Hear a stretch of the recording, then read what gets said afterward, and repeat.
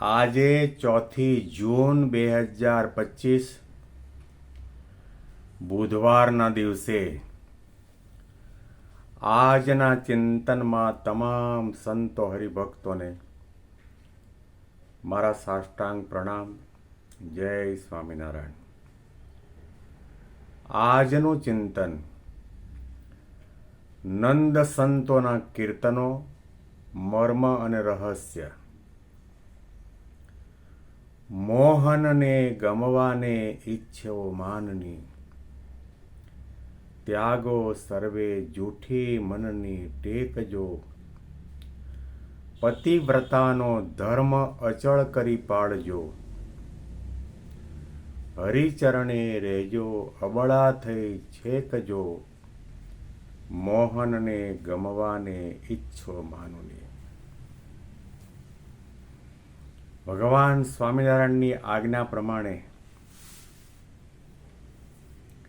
સદગુરુ મુક્તાનંદ સ્વામી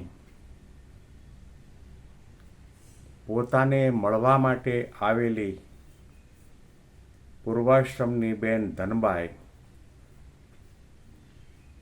એને નજર સામે રાખીને એને ઉદ્બોધીને આ કીર્તનની રચના કરી છે અને કીર્તન સંભળાયું છે. એ પ્રસંગ જ્યારે બન્યો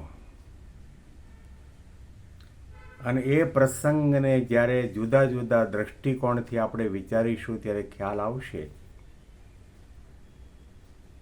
કે મુક્તાનંદ સ્વામીની આધ્યાત્મિક ઊંચાઈ કેટલી ઊંચી છે.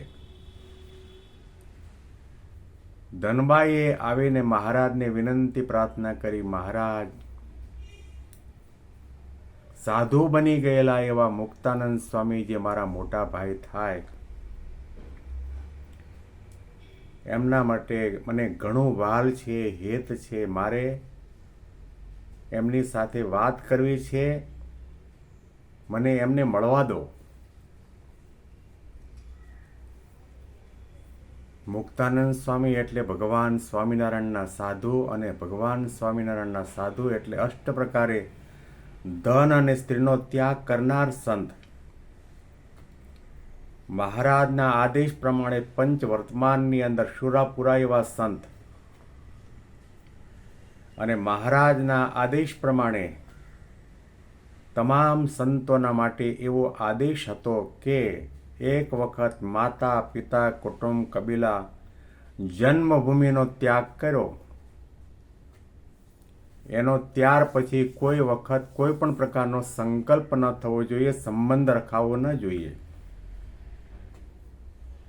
મહારાજ પણ જાણે છે અને મુક્તાનંદ સ્વામી પણ આ નિયમને જાણે છે. તેમ છતાં પણ મુક્તાનંદ સ્વામીની આધ્યાત્મિકતાનું દર્શન કરાવવા માટે મહારાજે મુક્તાનંદ સ્વામીને કહ્યું, સ્વામી, અમારી આજ્ઞા છે, ભલે અમે તમને માતા, પિતા, કુટુંબનો કોઈ જાતનો સંબંધ ન રાખવો એવું આજ્ઞા કરી હોય તો પણ તમે તમારી બહેન સાથે વાતો કરો, તેઓ તમને મળવા માટે માગે છે. મુક્તાનંદ સ્વામી હાથ જોડી ઊભા થયા અને મહારાજની સન્મુખ હાથ જોડીને બેઠા અને પોતાની બહેનને ઉપદેશ આપવા લાગ્યા. એમનું મુખ ભગવાન સન્મુખ છે અને એની વાણીમાંથી નીકળતા જે શબ્દો છે પોતાની પૂર્વાશ્રમની બેન ધનબાઈને ઉપદેશ માટેના છે. બહુ નાનો એવો પ્રસંગ છે, પરંતુ આપણને ઘણું ઘણું કહી જાય છે. તમે દુનિયાને અથવા તો સભાની અંદર બેઠેલા ઘણા ઘણા મુમુક્ષુઓને ઉપદેશનું વચન કહો, પણ તમારું મુખ હંમેશના માટે ભગવાન સન્મુખ હોવું જોઈએ. અંતર સન્મુખ વૃત્તિ કરીને ભગવાનની મૂર્તિને ધારીને એ ઉપદેશના વચનો ઉચ્ચારવા જોઈએ. જ્યારે વક્તાનું મુખ શ્રોતા તરફ જાય છે કે આ સભાની અંદર, આ પારાયણની અંદર આ રવિ સભાની અંદર કેટલા સાંભળવાવાળા બેઠા છે, એવો વિચાર જો વક્તાને મનમાં થતો હોય તો સમજી લેવું કે એનું મુખ ભગવાન સન્મુખ નથી, અને એ ભગવાનના માટે કથા નથી કરતો, ભગવાનના માટે કીર્તન નથી કરતો. ભલે કાલી ગયેલી ભાષાની અંદર બોલતો હોય, પરંતુ જે વક્તાનું, જે ભજનકારનું મન ભગવાનની મૂર્તિ સન્મુખ હોય.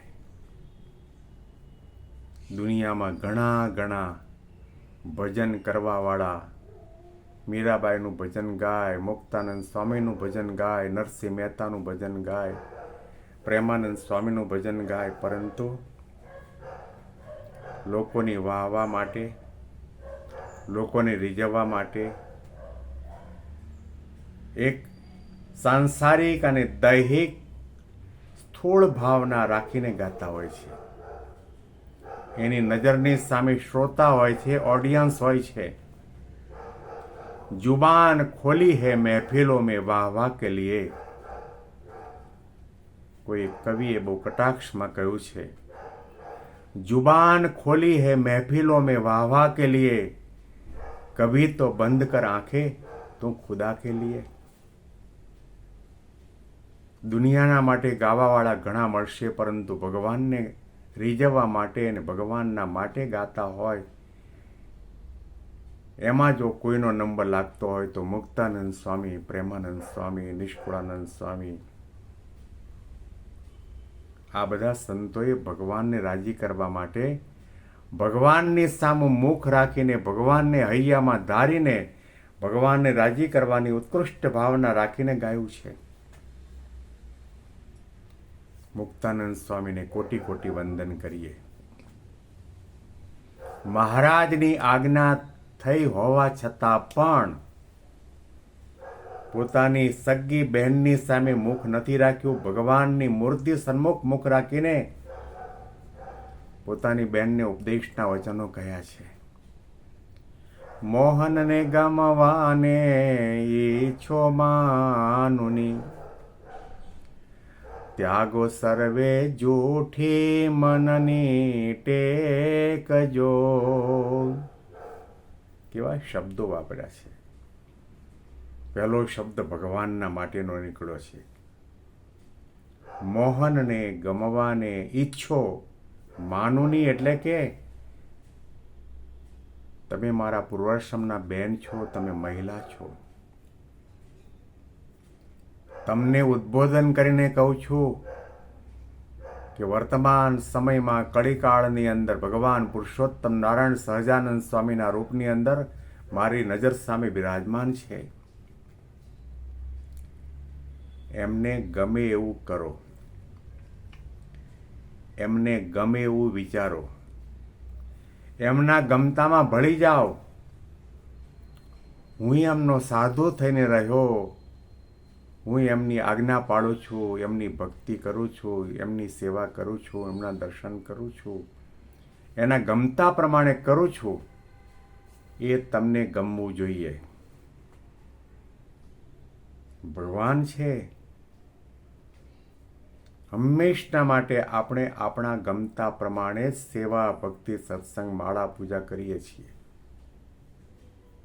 ભગવાનને ગમે અને ભગવાન આપણી ભક્તિ, માળા, પૂજા, સેવા, સત્સંગ જોઈને રાજીના રેડ થઈ જાય,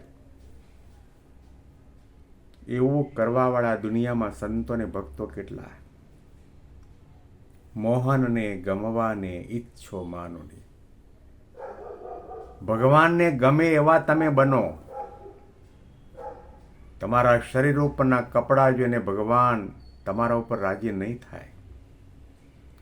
તમારા શરીરની અંદર રૂપ, રમણીયતા હશે, સૌંદર્ય હશે, એને જોઈને પણ ભગવાન રાજી નહીં થાય.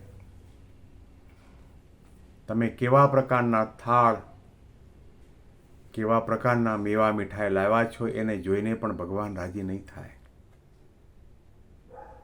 એમને શું ગમે છે, એમની શું રુચિ છે, એમનો શું અભિપ્રાય છે, એમનો શું સિદ્ધાંત છે, એમને આપણી પાસે શું કરાવવું છે, એનો ઊંડાણપૂર્વક વિચાર કરીને એના ગમતામાં ભળી જાઓ અને મનગમતું મૂકીને મનમાં જે નક્કી કર્યું છે એ ભાવને દૂર કરીને ભગવાન જેવા ભગવાન વર્તમાન સમયમાં પ્રગટ અને પ્રત્યક્ષ બિરાજમાન છે એને રાજી કરી લો, એને ગમે એવા પ્રકારના ભક્ત બનો. આ પંક્તિ ઘણું ચિંતનાત્મક છે. એને વિશેષ ચિંતનના રૂપમાં આપણે આવતીકાલે સાંભળીશું. બેંગ્લોરથી પીડી શાસ્ત્રીના સાષ્ટાંગ પ્રણામ. જય સ્વામિનારાયણ.